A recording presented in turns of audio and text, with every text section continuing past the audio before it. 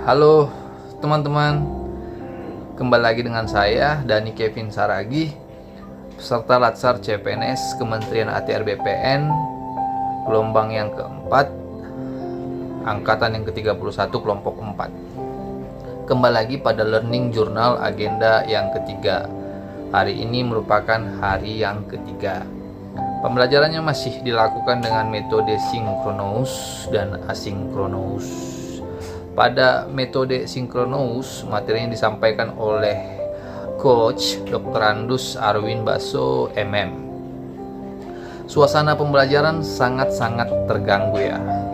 Seiring dengan koneksi dari beliau yang tidak stabil, sehingga beliau menyampaikan materi melalui off-cam dan tidak dengan berbagi layar karena jaringan yang kurang baik yang menyebabkan delay. Hal ini sangat mengganggu buat kami para peserta. Di tengah terbatasnya jaringan, beliau menjelaskan insight dari video yang ditampilkan. Ya, meskipun videonya delay, tapi itu tidak menjadi halangan. Yaitu yang pertama ada di atas nih. Be instinctive, be trusting, be self-reliant, be wild, dan be adaptable. Selanjutnya, terkait dengan materi, beliau menjelaskan tentang ASN yang terdiri dari PNS dan PPBK. Beliau juga menjelaskan secara rinci tentang jabatan PNS dan ketentuan-ketentuannya.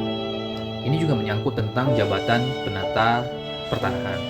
Ada di atas nih aturannya yang berlaku. Lanjut ke materi selanjutnya.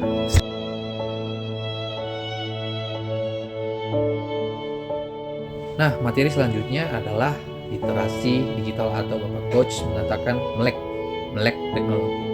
Yang pengertiannya adalah ada di atas nih. Yang saya sederhanakan yaitu kemampuan untuk mengakses, mengelola, memahami dan menciptakan informasi yang aman dan tepat melalui digital. Beliau juga memberikan contoh dengan sederhana seperti halnya yaitu kita dapat menilai seseorang dari tampilan depan HP-nya.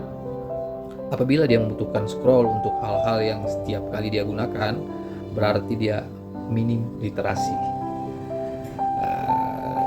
Ketika misalnya dia menggunakan WA yang selalu digunakan dengan menggunakan scroll, itu dapat dikatakan sebagai contoh minim literasi. Kenapa demikian? Karena kalau misalnya dia melek teknologi, dia bisa menggunakan WhatsApp tersebut di tampilan depan HP-nya agar memudahkan yang bersangkutan, agar memudahkan beliau juga dalam menggunakan WhatsApp tanpa harus scroll ke kanan dan ke kiri. Sekian. Nah, selanjutnya ada 4 pilar literasi digital, yaitu digital skills, yaitu kecakapan digital ada nih di atas, digital culture, yaitu budaya digital, selanjutnya digital ethics, yaitu etika digital, dan digital safety atau keamanan digital. Nah, ini menjadi penting karena kita sebagai ASN harus mengerti kecakapan digital dulu, yaitu digital skills. Setelah kita mampu atau dapat dikatakan cakap, maka itu akan menjadi budaya. Selanjutnya, budaya itu akan menjadi etika dalam berdigital, dan diakhiri dengan digital safety. Ada nih di atas.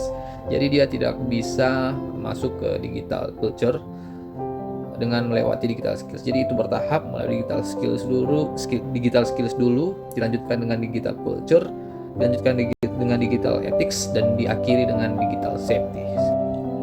Nah, selanjutnya beliau menutup dengan metode asinkronous, yaitu dengan tugas kelompok terkait dengan 4 pilar digital literasi yang tadi saya jelaskan, di mana penerapannya dengan aplikasi yang ada di Kementerian ATR BPN seperti aplikasi KKP, Semakin, dan sebagainya.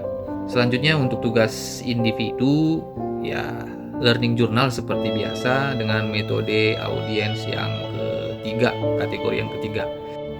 Insight dari materi yang beliau sampaikan adalah terkait dengan smart ASN atau literasi digital, di mana di era dewasa ini digital semakin canggih.